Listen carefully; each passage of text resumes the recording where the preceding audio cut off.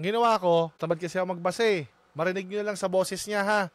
O, minodel ko yung boses niya para legit na siya yung nagkasalita ha. O, ito, minodel ko lang sa AI. O, let's go.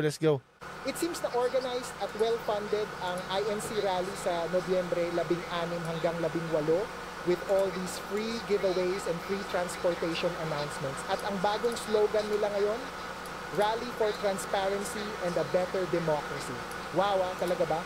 Asan yung call for transparency sa confidential funds at Mary Grace Piatos ni Sara Duterte?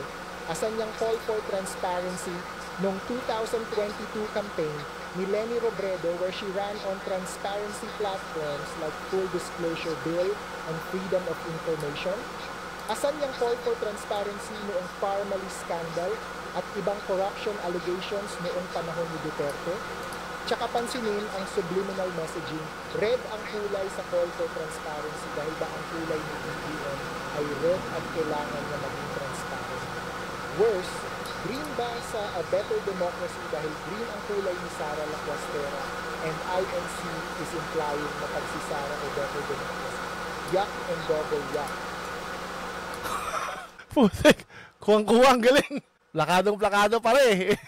Alam mo yung argumento mo, Falsis? Kasing gulo ng argumento mo sa same-sex marriage, ha? Rally for Transparency and a Better Democracy. Yan yung title, di ba? Okay. Asan yung call for transparency sa confidential funds at Mary Grace Piatos ni Sara Duterte? Asan yung call for transparency noong 2022 campaign ni Leni Robredo where she ran on transparency platforms like Full Disclosure Bill and Freedom of Information? Asan yung call for transparency noong Parmali scandal at iba pang corruption allegations noong panahon ni Duterte? So ang argumento, hindi totoo to. This is not true because this is true. I-assume na natin true, okay? Hindi ko nalalabanan. Sabihin na natin, guilty si VP Sara dyan. Sabihin na rin natin, guilty rin yung mga tao na involved dito.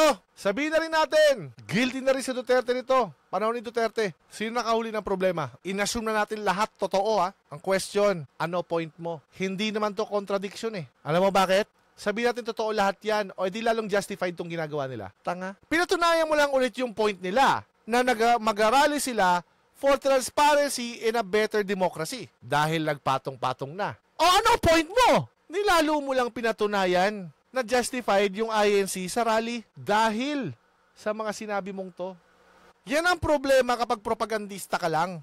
Gusto niya mag-create ng contradiction. Rally for transparency na better democracy, gusto niya mag-create ng contradiction. Dito, tsaka sa call, rally for transparency na better democracy. Hindi yan inconsistent. Consistent yan dito sa lahat ng sinabi mo. Salamat sa assist, Falsis. Diba? Ang tanga lang. Grabe. Parang ang point ni Falsis ay hypocrite ang INC dahil hindi sila nag-rally before. Paano nga magiging hypocrisy yon kung ginagawa nila ngayon? Etong rally na to ay sakop yan. Hindi sila contradiction. Hindi sila inconsistency. Consistent yan sa lahat ng sinabi mo. Even if we assume lahat yan ay true. Yan ang number one problema ng mga propagandista. Hindi nyo ba napapansin? Yang mga propagandista na yan, laging self-defeating ang mga sinasabi. Self-debunk. Anak ng tokwa. Pangalawang point, worse. Green ba sa better democracy? Dahil green ang kulay ni Sara. And INC is implying na pag si Sara better democracy. Red ang kulay sa call for transparency dahil ba ang kulay ni PBBM ay red at kailangan niya maging transparent? Ang sign ng INC is red, white, and green. Tama? Ngayon, ang sabi mo, nilagay sa rally for transparency kasi red si Marcos. And a better democracy dahil green. Gawa tayo hypothetical. Possible world semantics. Punta tayo sa possible world. Sabihin natin na ang kulay ng INC ay yellow, white, at saka green. Yung nakalagay, rally for transparency is nasa yellow. Ano na sabihin mo, mga dilawan? So, anong gagawin nila? Kasi technically, neutral yan dahil wala pa naman si PBBM. Yan na yung kulay nila simulat sa pool. Ito ang effect ng political addiction, guys. Balik na rin natin. Para sa'yo, Falsis. Papakita ko sa'yo na unfalsifiable yung claim mong katangahan. Iglesia ni Cristo. Rally for a better democracy sa pula and transparency sa green ngayon. Okay, balik rin natin ha. Okay, makikita mo ito yung oo nga moment ng katangahan mo. Ulitin natin.